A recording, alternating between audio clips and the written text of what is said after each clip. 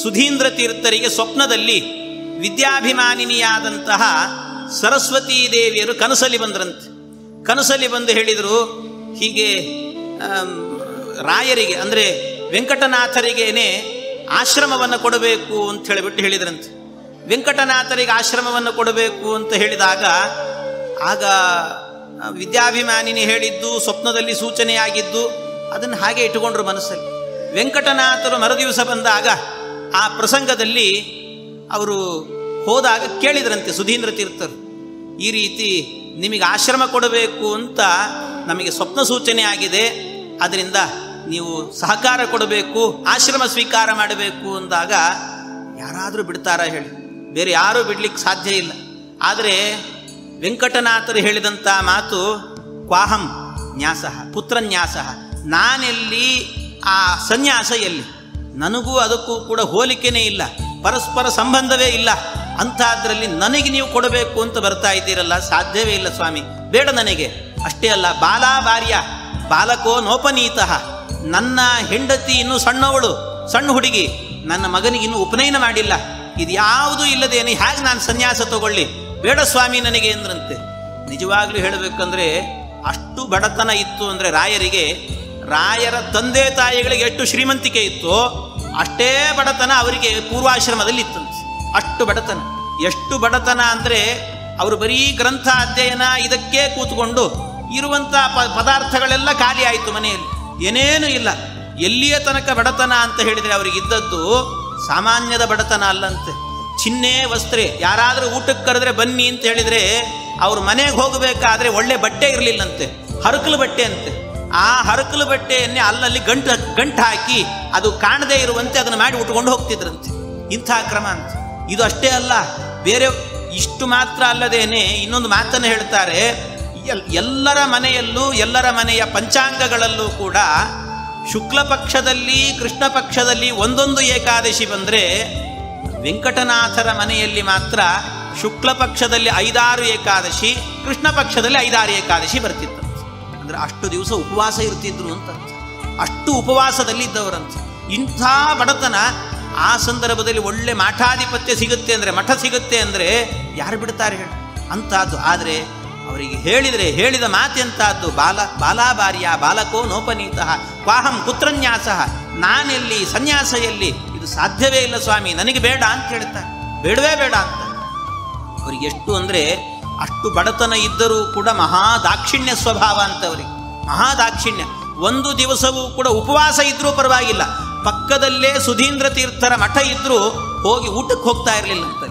Free ಆಗಿರ್ತಿತ್ತು ಊಟ, ಏನು ಸಮಸ್ಯೆ ಇಲ್ಲ, ಗುರುಗಳು ಹಾಕ್ತಿದ್ರು ಊಟಕ್ಕೆ. ಆದರೆ ಒಂದು ದಿವಸ ಊಟಕ್ಕೆ ಹೋಗ್ತಿಲ್ಲ. ಯಾಕೆ? ಮಹಾದಾಕ್ಷಿಣ್ಯ. ಅದನ್ನೇ ಹೇಳ್ತಾರೆ, ದಯಾ ದಾಕ್ಷಿಣ್ಯ ವೈರಾಗ್ಯ ವಾಕ್ಪಾಟವ ಮುಖಾಂಕಿತ. ದಾಕ್ಷಿಣ್ಯ ಅಂದರೆ ದಾಕ್ಷಿಣ್ಯ ಅಂತ, ಅಷ್ಟು ದಾಕ್ಷಿಣ್ಯ ಇತ್ತಂತೆ ಅವರಿಗೆ, ಹೋಗ್ತಾನೆ ಇರಲಿಲ್ಲ ಅಂತಾರೆ. ಈ ರೀತಿ ಇದ್ದವರು ಅಂತ. ಇಂಥವರಿಗೆ ಆಶ್ರಮ ಅಂತ ಹೇಳಿದಾಗ ಒಪ್ಪಲೇ ಇಲ್ಲ. ಒಪ್ಪದೇನೆ ಹಾಗೆ ಅದನ್ನೇ ತಲೆಯಲ್ಲಿ ಪೇಚಾಡಿಕೊಂಡು ಮನೆಗೆ ಹೋದರು. ಮನೆಗೆ ಹೋದಾಗ ಆಗ ಅವರು ರಾತ್ರಿ ಮಲಗಿದರೆ ಅವ್ರ ಕನಸಲ್ಲೇನೆ ಸರಸ್ವತೀ ದೇವಿಯರು ಬಂದ್ರಂತೆ.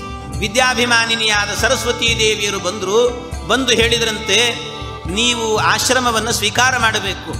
ಯಾಕೆ ಅಂದರೆ ಅವರು ರಾಯರೇ ಕೇಳಿದ್ರಂತೆ ಕನಸಲ್ಲಿ, ಯಾರು ನೀವು, ಏನು ಇಂಥ ತಾರುಣ್ಯ ಇದೆ ನಿಮ್ಮಲ್ಲಿ, ಯಾರು ನೀವು ಅಂತ ಕೇಳಿದರೆ ಅದಕ್ಕೆ ವಿದ್ಯಾಭಿಮಾನಿನಿ ಹೇಳಿದ್ಲಂತೆ, ನನ್ನ ಹೆಸರು ವಿದ್ಯಾಭಿಮಾನಿ ಸರಸ್ವತಿ ಅಂತ. ನನ್ನನ್ನು ಹೆತ್ತ ತಂದೆ ವೇದವ್ಯಾಸದೇವರು, ಅವರು ಹೆತ್ತಿದ್ದಾರೆ ನನ್ನನ್ನು. ಆಮೇಲೆ ನನಗೆ ಹಾಲುಣಿಸಿ ಬೆಳೆಸಿದವರು ಯಾರು ಅಂದರೆ ಶ್ರೀಮನ್ ಮಧ್ವಾಚಾರ್ಯರು. ಅವರ ಭಾಷ್ಯವೆಂಬಂಥ ಅಮೃತವನ್ನೇ ಉಣಿಸಿ ನನ್ನನ್ನು ಬೆಳೆಸಿದ್ದಾರೆ. ನನಗೆ ತಾರುಣ್ಯವನ್ನು ತಂದುಕೊಟ್ಟವರು ಯಾರು ಅಂದರೆ ಅದಕ್ಕೆ ಅದೇ ಭಾಷ್ಯಕ್ಕೇನೆ ತತ್ವಪ್ರಕಾಶಿಕ ಎನ್ನುವಂಥ ಟೀಕೆಯನ್ನು ಬರೆದಂಥ ಟೀಕಾಕೃತ್ಪಾದರು ನನಗೆ ತಾರುಣ್ಯವನ್ನು ತಂದುಕೊಟ್ಟಿದ್ದಾರೆ. ಆಮೇಲೆ ನಾನು ವಿವಾಹ ಮಾಡಿಕೊಳ್ಳಬೇಕು ಅಂತ ಅಂದುಕೊಂಡೆ. ಆ ವಿವಾಹ ಮಾಡಿಕೊಳ್ಳಬೇಕು ಅಂದಾಗ ಯಾರಾದರೂ ನನಗೆ ಮಾಂಗಲ್ಯದ 3 ಗಂಟು ಹಾಕಬೇಕಲ್ಲ, ಆ 3 ಗಂಟು ಹಾಕುವಂಥ ಒಬ್ಬ ವ್ಯಕ್ತಿ ಯಾರಾದರೂ ಇದ್ದಾರಾ ಅಂತ ನೋಡಿದರೆ ಸಾಕ್ಷಾತ್ ಶ್ರೀಮದ್ ವ್ಯಾಸತೀರ್ಥರು ಕಂಡರು. ವ್ಯಾಸತ್ರಯ ಎನ್ನುವಂಥ ಗ್ರಂಥಗಳನ್ನು ಕೊಡೋದ್ರ ಮೂಲಕವಾಗಿ 3 ಗಂಟು ಹಾಕಿ ವಿವಾಹ ಮಾಡಿದರು ನನಗೆ. ಆಮೇಲೆ ಮುಂದೆ ಆಗಬೇಕಾದ್ರೆ ನಾನು ಚೆನ್ನಾಗಿ ಬೆಳೀತಾ ಇದ್ದೆ, ನನಗೆ ವಿವಾಹ ಆಯಿತು, ಎಲ್ಲ ಆಯಿತು.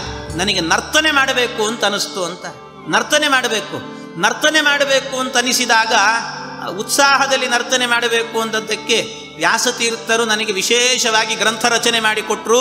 ವ್ಯಾಸರಾಜರು ತರ್ಕ ತಾಂಡವ ಅಂತ ತಾಂಡವ ನೃತ್ಯ ಮಾಡಿದ್ದೀನಲ್ಲಿ. ಆಮೇಲೆ ನರ್ತನೆ ಮಾಡಿ ನನಗೆ ಸ್ವಲ್ಪ ಆಯಾಸ ಆಗ್ತಿತ್ತು. ಆಯಾಸ ಆದರೆ ಕುಡಿಲಿಕ್ಕೇನಾದರೂ ಬೇಕಲ್ಲ, ದಾಹ ನೀಗಬೇಕು, ಅದಕ್ಕೇನಾದರೂ ಬೇಕು ಅಂತ ಕೇಳಿದರೆ ಶ್ರೀಮದ್ ವ್ಯಾಸರಾಜ ತೀರ್ಥರೇನೇ ಅದಕ್ಕೆ ನ್ಯಾಯಾಮೃತ ಎನ್ನುವಂಥ ಗ್ರಂಥವನ್ನು ಕೊಟ್ಟು ಅಮೃತವನ್ನೇ ನನಗೆ ಕೊಡಿಸಿದ್ದಾರೆ. ಆಮೇಲೆ ನಾನು ಮನೆಯಲ್ಲೆಲ್ಲಾದರೂ ಹಾಯಾಗಿರಬೇಕು. ಮನೆ ಅಂದರೆ ಹೇಗಿರಬೇಕು? ಗಾಳಿ ಬೆಳಕು ಚೆನ್ನಾಗಿರಬೇಕು, ಬೆಳಕಿರಬೇಕು. ಅದಕ್ಕೆ ಬೆಳಕಿರುವಂಥ ಮನೆ ಬೇಕು ಅಂದರೆ ಚಂದ್ರಿಕಾ ಎನ್ನುವಂಥ ಬೆಳದಿಂಗಳಿರುವಂಥ ಮನೆಯನ್ನು ಕೊಟ್ಟಿದ್ದಾರೆ. ಹೀಗೆ ನನಗೆ ಈ ರೀತಿ 3 ಗ್ರಂಥಗಳನ್ನು ಕೊಟ್ಟು ನನ್ನನ್ನು ಚೆನ್ನಾಗಿ ಸಂರಕ್ಷಣೆ ಮಾಡಿದವರು. ಇಷ್ಟೆಲ್ಲ ಮಾಡಿದಾಗ ನನಗೆ ಆಶ್ರಯವನ್ನು ಕೊಟ್ಟವರು ಯಾರು ಅಂದರೆ, ಆಶ್ರಯ ಕೊಟ್ಟದ್ದು ಸುಧೀಂದ್ರ ತೀರ್ಥರು. ಈ ಸುಧೀಂದ್ರ ತೀರ್ಥರು ಇನ್ನು 2 ವರ್ಷ ಮಾತ್ರ ಇರ್ತಾರೆ, ಆಮೇಲೆ ಅವರು ಹೊರಟೋಗ್ತಾರೆ. ನನಗೆ ಯಾರು ಆಶ್ರಯರಿದ್ದಾರೆ? ಅದಕ್ಕೋಸ್ಕರ ಒಬ್ಬ ಆಶ್ರಯ ಬೇಕು ನನಗೆ. ಅದಕ್ಕೆ ಆ ಆಶ್ರಯ ಯಾರು ಅಂದರೆ ವೆಂಕಟನಾಥರೇ ಆಗಬೇಕು ಅಂತ ನಿಮ್ಮಲ್ಲಿ ಬಂದಿದ್ದೀನಿ ಅಂತ ಅವರ ಕನಸಲ್ಲಿ ಬಂದು ವಿದ್ಯಾಭಿಮಾನಿನಿ ಸರಸ್ವತೀ ದೇವಿ ಹೇಳಿದ್ರಂತೆ. ಇಷ್ಟು ಹೇಳಿದಾಗ ಆಗ ಅವರಿಗೂ ಮನಸ್ಸಿಗೆ ಬಂದು ಮರುದಿವಸವೇನೆ ಕೂಡಲೇ ಮಗನ ಉಪನಯನ ಎಲ್ಲ ಕಾರ್ಯಕ್ರಮಗಳನ್ನು ಮುಗಿಸಿ ಸುಧೀಂದ್ರ ತೀರ್ಥರ ಬಳಿಗೆ ಹೋದ್ರಂತೆ. ಸುಧೀಂದ್ರ ತೀರ್ಥರ ಬಳಿಗೆ ಹೋಗಿ ಆಯಿತು ಆಶ್ರಮ ಸ್ವೀಕಾರ ಮಾಡುತ್ತೇನೆ ಅಂತ ಅವರಲ್ಲಿ ಸ್ವೀಕಾರ ಮಾಡಿದರು. ಹಾಗೆ ಆಶ್ರಮ ಸ್ವೀಕಾರ ಮಾಡಿದಾಗ ಅವರಿಗೆ ಶ್ರೀಮದ್ ರಾಘವೇಂದ್ರ ತೀರ್ಥ ಅಂತ ನಾಮಕರಣ ಮಾಡಿದ್ರಂತೆ. ಆ ನಾಮಕರಣವೂ ಕೂಡ ರಾಮಚಂದ್ರ ದೇವರೇನೇ ಸುಧೀಂದ್ರ ತೀರ್ಥರ ಕನಸಲ್ಲಿ ಬಂದು ಹೇಳಿದ್ದಂತೆ. ರಾಘವೇಂದ್ರ ಅನ್ನೋದು ನನ್ನ ಹೆಸರೇ ಈ ಶಿಷ್ಯನಿಗಾಗಬೇಕು ಅಂತ ಅವರೇನೇ ಸ್ವಪ್ನದಲ್ಲಿ ಸೂಚನೆ ಮಾಡಿದ್ರಂತೆ. ಅದಕ್ಕೆ ಅಂಥ ನಾಮಕರಣವನ್ನು ಮಾಡಿದ್ದಾರೆ ಅಂತಾರೆ.